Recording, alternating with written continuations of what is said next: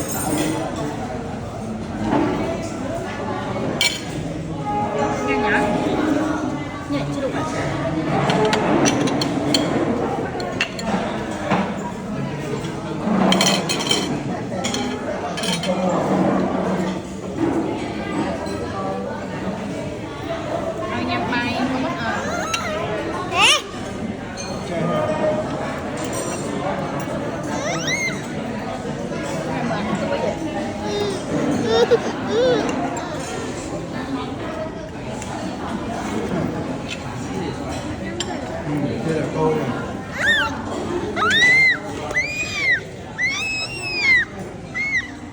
Mà anh xuống đi đã cho một con rau đấy chẳng.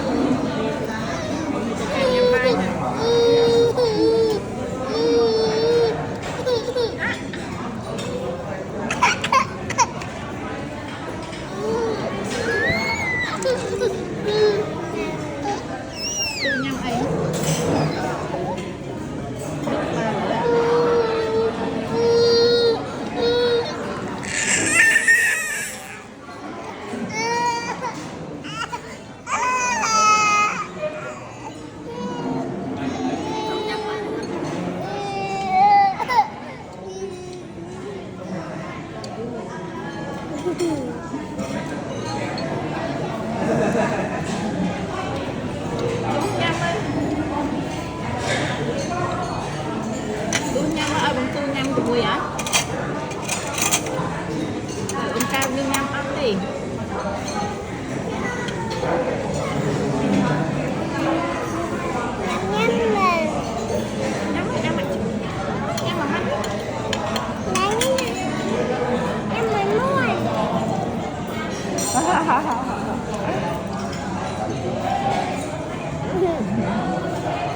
Nghe nhá. Ôn tu miệng so mà chạy hết khăm máu.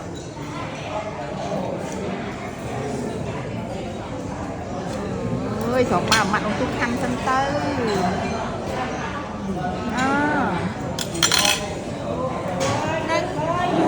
Chân lan canh chân lan.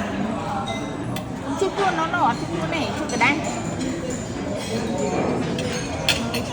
Cái nhát. Thì giờ bye bye.